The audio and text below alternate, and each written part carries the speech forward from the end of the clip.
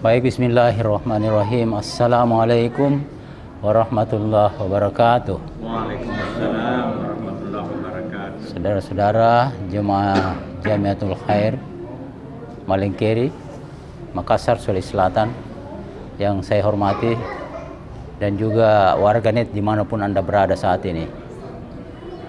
Semoga kita semua dalam keadaan sehat walafiat, dalam lindungan Allah Subhanahu wa Ta'ala senantiasa. Terima kasih. Assalamualaikum warahmatullahi wabarakatuh.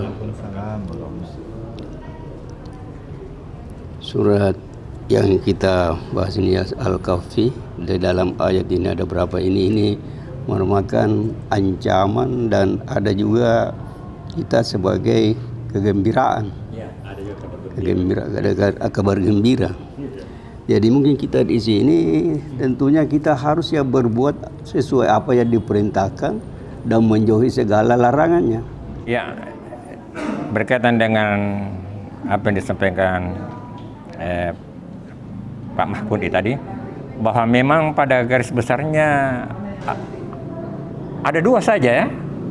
Jadi ancaman bagi yang melanggar, bagi yang ingkar, dan janji kenikmatan. Karena memang pada kenyataannya kan hanya ada dua tempat di yaumil akhir, surga atau neraka. Ya. Nah di sini pada ayat pertama ini saya ingin kita memperhatikan tentang adanya kata-kata ya, alladzi anzala ala abdihi kitabah. Kitabah ini berasal dari kata kataba, menulis.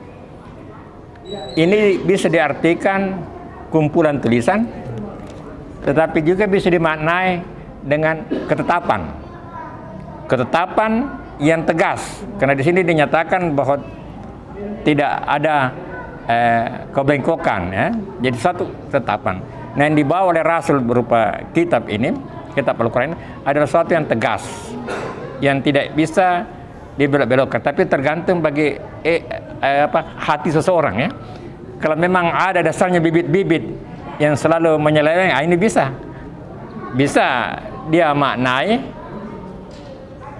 sesuatu ayat itu kepada hal yang bertentangan. Jadi ini banyak juga tergantung pada keikhlasan kita. Nawaitu dari yang membaca Quran ini. Jadi kalau niatnya memang bagus, insya Allah Allah akan memberikan petunjuk. Karena sebenarnya kitab utamanya kitab terakhir ini, karena memang kita ketahui ada 4 kitab, dan ini adalah merupakan kitab terakhir untuk seluruh umat manusia. Kalau yang dibawa oleh nabi-nabi sebelumnya itu tertentu pada umat tertentu, khususnya Bani Israel. Tetapi yang dibawa oleh Rasulullah, kitab ini adalah kitab untuk seluruh umat manusia dan memang dipersiapkan untuk zaman. Dan apabila kita baca Quran, maka konten, isi-isi daripada kitab-kitab sebelum sudah ada di sini. Taurat, Zabur, Injil sudah ada di sini. Sudah intinya, karena memang pada dasarnya ajaran yang dibawa oleh Rasulullah itu hanya itu saja. La ilaha illallah. Yang beda itu adalah Rasulnya.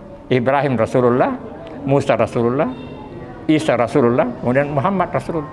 Tapi inti ajaran itu pada dasarnya hanya satu, yaitu tidak ada Tuhan selain Allah, dan Allah mengutus Rasul-Rasulnya, disesuaikan dengan zamannya.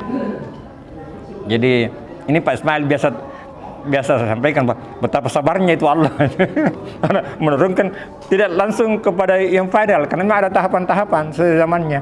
Ya. Nah, di sini seperti yang dikatakan tadi Pak Mahfud, bahwa selama kita mengikuti anjuran Allah, insya Allah kita selamat. Persoalannya ini ada yang tidak percaya dengan ini, itu. Ada yang tidak percaya, ada yang tidak yakin dengan kandungan daripada Al-Quran ini. Tapi kita bersyukur yang hadir di tempat ini, kita ini adalah orang-orang yang yakin, karena Quran sudah mengunci sejak awal di surat kedua. Zalikal kitabu la raiba fihi. Tidak ada keraguan di dalamnya. There is no doubt in it, kalau orang Inggris katakan itu. Tidak ada keraguan di dalamnya. Jadi sudah dikunci kita. Begitu ada satu yang kita ragukan, maka sama dengan kita meragukan semuanya. Maka kita harus yakini semua bahwa ini adalah suatu kebenaran. Persoalannya kita bagaimana kita memahaminya. Makanya kita perlu belajar. Seperti yang dikatakan tadi, kita belajar dari sunnah yang disampaikan oleh Rasulullah. Juga kita belajar kepada para ulama Karena kita adalah orang awam dan tidak boleh kita membuat aturan-aturan sendiri yang tidak punya dasar. Seperti yang disampaikan di sini, ancamannya bagi yang keluar dari mulutnya sesuatu yang tidak punya dasar. Itu. Saya kira itu saja. Bismillahirrahmanirrahim. Assalamualaikum warahmatullahi wabarakatuh. Waalaikumsalam warahmatullahi wabarakatuh. Sudah banyak kita mengkaji surat-surat dalam Al-Quran di masjid ini. Kelihatannya garis besarnya itu adalah rukun Islam. Kita laksanakan rukun Islam, rukun iman, dan beberapa petunjuk-petunjuk dari Nabi kita. Apa yang harus kita laksanakan? Kalau kita laksanakan, pasti itu Tuhan, Nabi itu pasti senang. Jadi menggembirakan. Kalau kita melanggar, pasti itu di dunia saja contohnya. Tak usah kita jauh-jauh. Kalau kita ikut peraturan pemerintah, insya Allah aman, senang. Coba kita melanggar, berzina, mencuri, apa, itu pasti kita lihat. Jadi kita resapi diri kita saja, karena kita sudah banyak mendengar bahwa ini yang baik, ini yang tidak baik, ini yang harus dilaksanakan, ini jangan laksanakan karena melanggar. Kita sudah banyak mendengar, apalagi kalau kita dewasa seperti ini. Sudah banyak guru-guru kita, ustadz, memberikan arahan-arahan seperti itu. Sehingga pada prinsipnya, laksanakan saja ketentuan Allah, ketentuan pemerintah, dan petunjuk yang dalam hadis-hadis Nabi, sunnah Nabi. Kita coba baca, kita coba dengar, kita saling berinteraksi lah tentang suatu hal, sehingga makna-makna dalam Al-Quran ini kita bisa implementasikan dalam kehidupan kita. Mungkin itu sementara dari kami. Assalamualaikum warahmatullahi wabarakatuh. Jadi saya masuk ke ayat keempat tadi itu ya, tentang tanggapan sebagian orang waktu itu yang menganggap Allah itu mempunyai anak ya, atau mengangkat anak. Sebetulnya ini ada pembelokan ajaran ya, yang mengatakan ada Allah itu beranak, Tuhan itu beranak. Pembelokan itu. Dan ini satu dosa yang sangat besar ya, yang tidak bisa diampuni oleh Allah Subhanahu wa taala. Dan ini sudah ditangkis oleh surah Al-Ikhlas ya. Qul huwallahu ahad, Allahus samad, lam yalid wa lam yulad wa lam yakun lahu kufuwan ahad. Jadi di sini jelas sekali bahwa Allah itu esa, tidak beranak dan tidak diperanakan, dan Allah satu-satunya tempat untuk meminta pertolongan.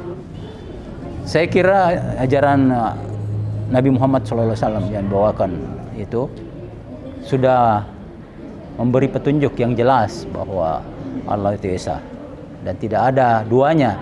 Bahkan ditutup dengan Allah itu tidak ada samanya, tidak ada samanya sama sekali. Ya. Hanya satu ayat. Dan satu kata saja, satu kali saja menurut Pak Nur Samsu, satu kali saja dipakai di Al-Quran itu, kufuwan ahad. Ya. Alhamdulillahirabbil alamin. Wassalatu wassalamu ala Rasulillah. Terima kasih atas kesempatan yang diberikan. Hari ini kita membahas surah Al-Kahfi, Pak ya.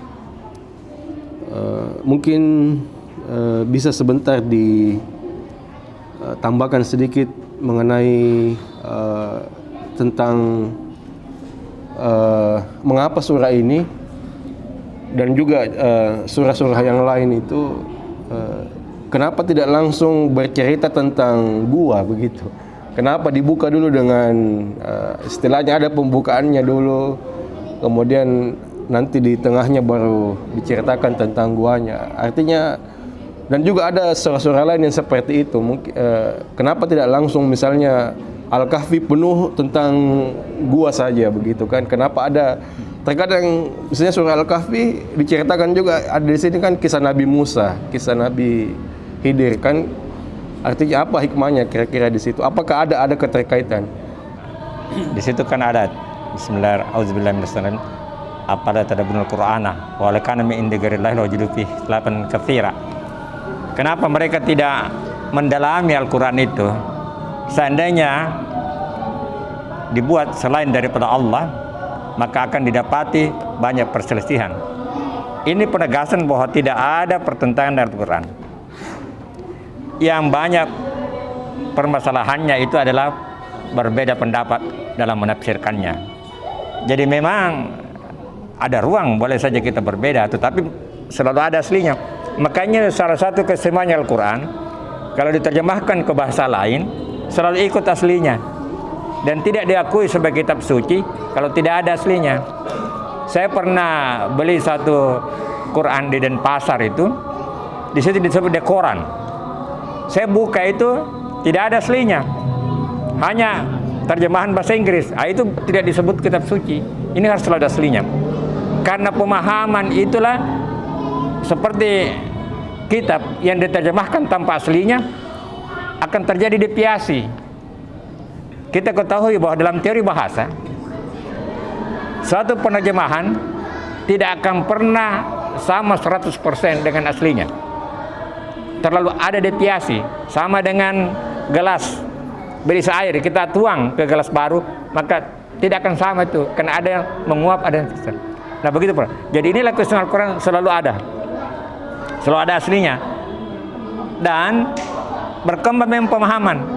Karena dulu ada beberapa ayat-ayat, terutama berkaitan dengan ilmu, yang saat itu orang-orang belum pahami, tapi di generasi berikutnya baru terkuak. Tentang rahasia-rahasia, seperti adanya api di bawah laut, adanya batas antara yang tahu.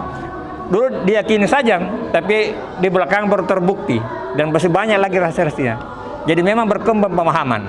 Dan berbeda itu, tentu saja para mufassirin yang berbeda pendapat itu, mereka beristihad, ya sesuai dengan pendapatnya. Bahkan ada yang mengatakan kalau dia salah itu dapat 1, kalau dia benar dapat 2. Jadi terbuka.